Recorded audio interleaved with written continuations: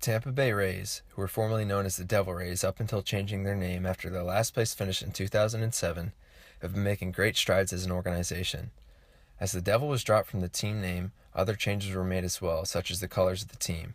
They changed from a predominantly black jersey with some green and purple to light and navy blue team colors. Changes like these made the Rays fans excited once again to just visibly see the organization was going to be making some changes. Changes within the organization took place that offseason, and the results really paid off on the field. The Rays won their first American League East title and eventually made it to the World Series, and although they did not win, it was a very big step in the right direction for the organization. Since the name change, the Rays have made it to the playoffs 4 of the last 9 years, although the past 3 years they have not finished above 4th in the very strong American League East. Their attendance in 2016 was also the worst of any team in the entire MLB. Their average attendance for each night was just 15,879 people when comparing this to the Los Angeles Dodgers, who had the top attendance in the MLB, and they averaged 45,720 people every night. You can make the excuse that the Rays have the lowest estimated payroll of only $48 million a year when compared to the Dodgers of paying $231 million a year. But the argument can also be made that these two numbers go hand in hand. The Dodgers are willing to spend the most money in baseball for their players, but their result is the best fan attendance in the MLB. You can also make the case that the Tampa Bay Rays have the lowest net worth in the MLB at just $625 million, even after they jumped from 29% last year when their net worth was only $485 million. With the results on the field not being good for the organization, the fan attendance being the lowest in the MLB, and having the lowest net worth out of all 30 teams, another change may be exactly what the Rays organization needs. A very big reason as to why attendance is down is due to the location of the Rays Stadium. It is located about 45 minutes away from Amalie Arena, where the Lightning play, and that is with minimal traffic. Such a huge part of the Lightning's success is the fan experience being top-notch, and their location in terms of convenience and maintenance of the arena are all big factors of their success. For the weighting system, we decided that the stadium's location and traffic were the most important factors, both weighing 30% of the final score, followed by budget and partnerships, weighing each 15%, and the X factor, or significant intangibles, counting as the final 10% of the stadium's score. After gathering the scores, we added them, then divided by the total number of categories to come up with a weighted mean scoring system for the stadiums to result in our ranking of 1 through 5 of the best options for the Tampa Bay Rays. The current Tropicana Field comes in at 5th with an overall rating of 64. This should be no surprise, as it's a rundown stadium that was only built in hopes of attracting a major league franchise. For location, we rated it a 0.5, as the stadium currently is in need of major renovations, as well as St. Petersburg being out of the way for the majority of the fans of the Rays. This also bleeds over into the traffic rating, which, due to the Gandy Bridge alone, drops the rating down to a 0.33. The budget category received a full 1 rating, as there would be no change in normal operations of the budget, so it's most cost-friendly out of the 5. Partnerships were rated at 0.67, as the current partnerships have an opportunity to continue on. However, prospective partnerships might shy away. The X factor for staying in the current Tropicana Field is that there's really no work or effort required until the conversation of a renovation is brought to mind. So the Tropicana receives a 0.7 for its X factor.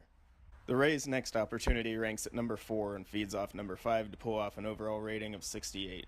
Steinbrenner Field, the home of the Yankee spring training. This would have to be a temporary facility while renovations are conducted at the current Tropicana Field, or another stadium in the Tampa Bay area is built to give the Rays a permanent home, but it does give the opportunity to buy the Rays time. Its location received a 0.83, as it's across the street from Raymond James Stadium in Tampa. However, traffic receives a 0.55 rating, as fans could still run into rough weekday traffic on the 275. For budget, Steinbrenner comes in with a 0.6 rating, as the Yankees aren't going to rent out their vacation home for free. This issue also affects possible partnerships, which received a 0.8 rating. Finally, the biggest upside in Steinbrenner's X factor is that it's already an established baseball park, and due to a significantly lower amount of seating, could lead to higher demand for tickets, which could potentially increase ticket prices. The location I chose for the new Tampa Bay Rays Stadium was in downtown Orlando on West Amelia Street near Callahan. To begin with location, we gave 30% on a scale.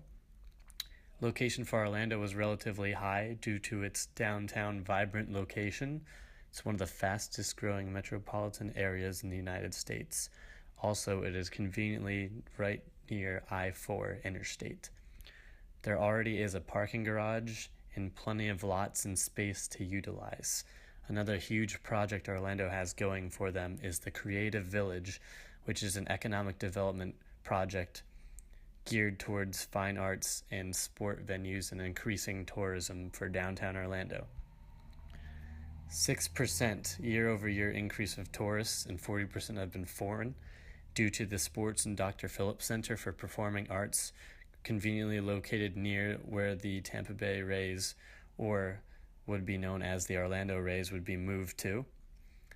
Traffic, we gave it on a 30% as well. Orlando has some of the worst traffic congestion due to tourist attractions and anything Disney related. Generally, high tourist areas bring more traffic. Orlando ranked 28th out of 240 cities, barely missing out in the top 10% of worst cities for traffic, but still in the top 15 percentile. Budget-wise, we were listed at 15%. Orlando is really going for the Triple Crown for Downtown Initiative, which includes the new Amway Center, the Orlando Solar Bears hockey team, the Orlando City Soccer Club, and now to add a Major League Baseball team to that complex would be highly beneficial. Plenty of investors are willing to bring MLB to Orlando, so getting a ballpark in range of 500 to 600 million would be very expensive, but they do have the land and resources to use it. Partnership-wise, Orlando has the Crowne Plaza hotels along with Marriott's and many Disney-related and Publix, Comcast, major corporations. You also have UCF and Valencia colleges to utilize. Our X factor for Orlando is listed at 10%, just overall convenience and location. Orlando is a thriving area. Their downtown is looking to just gain more tourism and attractions. All the NCAA events and the Pro Bowl they just hosted are all positive signs that Orlando would be capable of bringing a Major League Baseball team to the city. When looking at all aspects of the state fairgrounds, this location seemed to be one of the more ideal spots of a potential new home for the Tampa Bay Rays.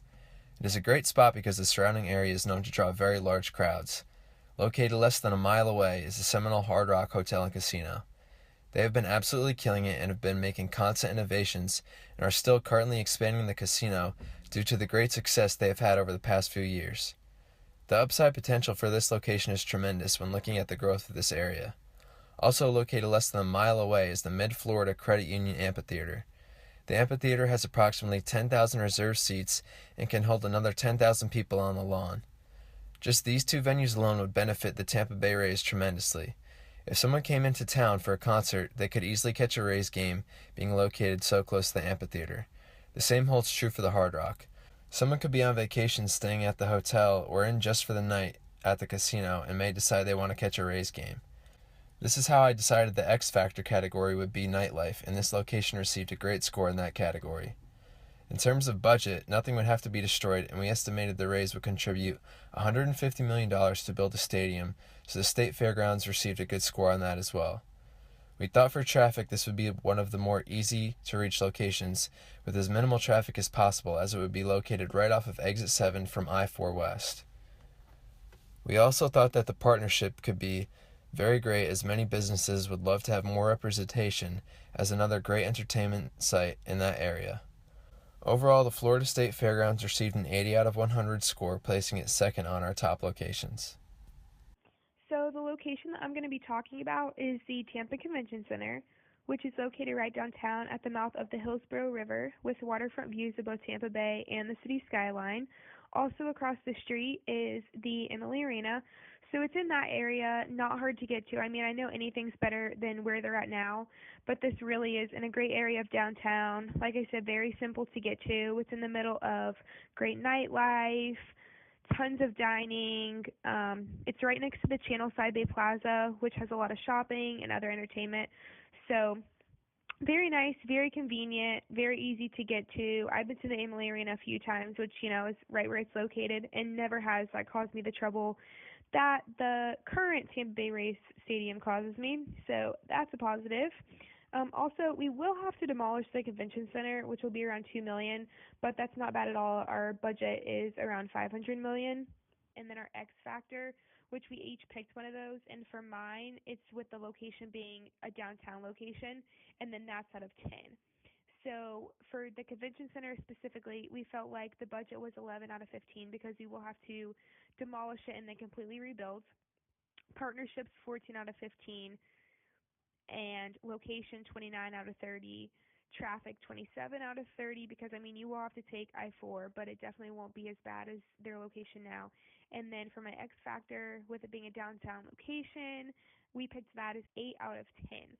So with this location in a brand new stadium, this will also be a hotspot for concerts, competitions. They can hold conventions there and other events as well. It'll have seating of around 40,000, and it will also have a retractable roof, which is pretty neat. This location did end up having the highest score. When we averaged it, it was 85 out of 100 based on our weighing system. So we feel like this will be the best location. So yeah,